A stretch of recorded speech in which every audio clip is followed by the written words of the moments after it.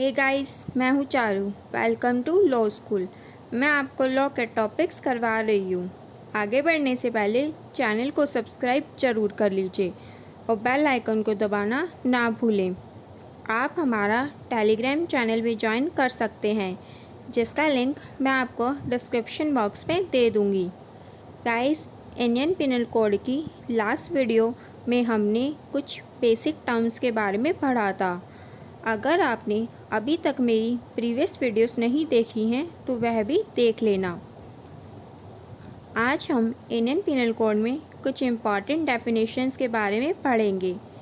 Indian penal code के section 43 में illegal की डेफिनेशन दी गई है।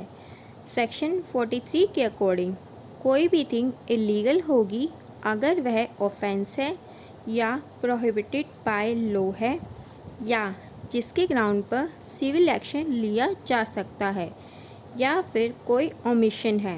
ओमिशन मीन्स अगर किसी पर्सन की कोई लीगल ड्यूटी बनती थी पर वह अपनी लीगल ड्यूटी परफॉर्म नहीं करता तो वह ओमिशन होगी। इन चार थिंग्स में से अगर कोई भी थिंग प्रेजेंट हो तो वह इलीगल होगी। नेक्स्ट है सेक्शन 44। सेक्शन 44 में इंजरी की डेफिनेशन दी गई है। क्रिमिनल लॉ और सिविल लॉ में इंजरी का मीनिंग अलग अलग हो सकता है। सेक्शन 44 के अकॉर्डिंग कोई भी हार्म इलीगली कोज किया गया हो जिससे पर्सन को या उसकी बॉडी, माइंड, रेपुटेशन या प्रॉपर्टी को कोई नुकसान पहुंचा है तो वह इंजरी होगी। इंडियन पिनल कोड में इंजरी प्रूव करने के लिए अक्यूज ने कोई हार्म पहुंचाया होना चाहिए विक्टिम या किसी और पर्सन की बॉडी, माइंड, रेपुटेशन या प्रॉपर्टी को, और वह हार्म इलीगली पहुंचाया होना चाहिए। अगर कोई हार्म इलीगली पहुंचाया गया होगा तभी वह इंजरी का केस होगा इंडियन पिनल कोड के अकॉर्डिंग। इलीगल वर्ड की डेफिनेशन इंडियन पिनल कोड के सेक्शन 43 में दी गई है, जिसके अकॉर्डिंग इलीगल वही होगा जो खुद में एक ऑफेंस है या वह इंडियन पिनल कोड या किसी स्पेशल या लोकल लॉ में पनिशेबल है, मीन्स जो लॉ ने प्रोहिबिटेड किया हो, या अगर वह ऑफेंस नहीं है और ना ही प्रोहिबिटेड बाय लॉ है पर जिसके ग्राउंड पर सिविल एक्शन लिया जा सकता है वह भी इंडियन पिनल कोड के अंदर इलीगल होगा। नेक्स्ट है सेक्शन 39 वॉलंटरली। जनरल टर्म्स में वॉलंटरली का मीनिंग होता है जो काम खुद की इच्छा से किया हो बिना किसी दबाव में आकर। इंडियन पिनल कोड के अकॉर्डिंग वॉलंटरी मीन्स अगर कोई पर्सन अपनी इंटेंशन से, नॉलेज और रीज़न टू बिलीव होते हुए भी कोई काम करता है तो वह वॉलंटरली किया माना जाएगा। मीन्स इंडियन पिनल कोड में वॉलंटरी के लिए intention plus knowledge plus reason to believe होना चाहिए। नेक्स्ट है रॉन्गफुल गेन और रॉन्गफुल लॉस।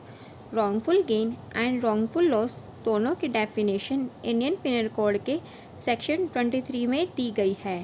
सेक्शन 23 के अकॉर्डिंग रॉन्गफुल गेन वह गेन होता है जो अनलॉफुल तरीके से जिसके लिए वह पर्सन लीगली एंटाइटल्ड नहीं था गेन किया गया हो।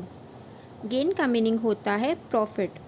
रॉन्गफुल लॉस वह लॉस होता है जब अनलॉफुल तरीके से किसी पर्सन को लॉस करवाया जाता है जिसके लिए वह लीगली एंटाइटल्ड था।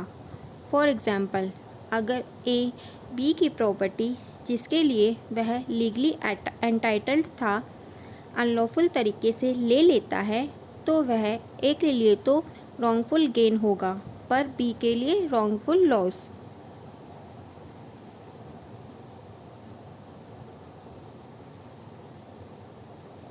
नेक्स्ट है सेक्शन 24 डिसऑनेस्टली। डिसऑनेस्टली का जनरल मीनिंग होता है कोई काम ईमानदारी से ना करना। इंडियन पिनल कोड के अकॉर्डिंग डिसऑनेस्टली मीन्स अगर कोई पर्सन इंटेंशनली किसी पर्सन को रॉन्गफुल गेन करवाता है या किसी दूसरे पर्सन को रॉन्गफुल लॉस करवाता है तो वह डिसऑनेस्टली होगा। नेक्स्ट है सेक्शन 25 फ्रॉडुलेंटली। सेक्शन 25 के अकॉर्डिंग फ्रॉडुलेंटली मीन्स अगर कोई पर्सन इंटेंशनली डिफ्रॉड करता है तो वह फ्रॉडुलेंटली होगा। यहाँ word intention to defraud use किया गया है जिसका मीनिंग डिसीट प्लस इंजरी होता है। डिसीट का मतलब है अगर कोई पर्सन मिसरिप्रेजेंटेशन करता है या फॉल्स स्टेटमेंट देता है और उसकी इंटेंशन है कि सामने वाला उस पर यकीन करके वह काम कर ले और वह दूसरा पर्सन उसकी मिसरिप्रेजेंटेशन या फॉल्स स्टेटमेंट पर बिलीव करके वह काम कर देता है तो उसे डिसीट कहते हैं। और इंजरी से यहाँ मतलब है मेंटल फिज़िकल इंजरी।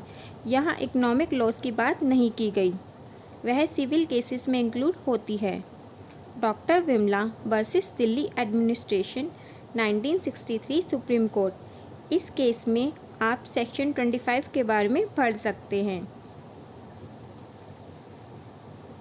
सेक्शन 25 में वर्ड यूज़ किया गया है डिफ्रॉड, जिसमें दो एलिमेंट्स दिए गए हैं, डिसीट एंड इंजरी। यहाँ इंजरी इकोनॉमिक लॉस से कुछ अलग है। इंजरी में डिप्राइवेशन ऑफ मूवेबल या इमूवेबल प्रॉपर्टी और कोई भी हार्म जो इलीगली कॉज किया गया हो किसी पर्सन की बॉडी, माइंड, रेपुटेशन या प्रॉपर्टी पर इंक्लूडेड है। शॉर्ट में इंजरी नॉन इकोनॉमिक लॉस है और अगर इंजरी के साथ डिसीट भी हो तो वह डिफ्रॉड हो जाएगा। डिसीट से मीनिंग है अगर कोई पर्सन इंटेंशनली नॉलेज होते हुए भी फॉल्स स्टेटमेंट देता है या मिसरिप्रेजेंटेशन करता है जिस पर दूसरा पर्सन यकीन करके वह काम कर देता है जिसकी वजह से उसे इंजरी हो जाती है तो वह डिफ्रॉड होगा। सेक्शन 25 के लास्ट में वर्ड यूज़ हुए हैं बट नॉट अदरवाइज, जिसका क्लियर मीनिंग है कि वर्ड फ्रॉडुलेंटली को लिबरली इंटरप्रिटेट नहीं किया जा सकता बल्कि सेक्शन के इंग्रेडिएंट्स की स्ट्रिक्ट इंटरप्रिटेशन होगी। गाइस, आज के लिए इतना ही।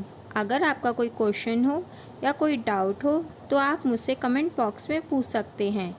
इंडियन पिनल कोड की नेक्स्ट वीडियो में हम कुछ और इम्पॉर्टेंट डेफिनेशंस के बारे में पढ़ेंगे। वीडियो अगर अच्छी लगी हो तो लाइक ज़रूर करना और अपने फ्रेंड्स के साथ शेयर करना मत भूलना। Thank you guys.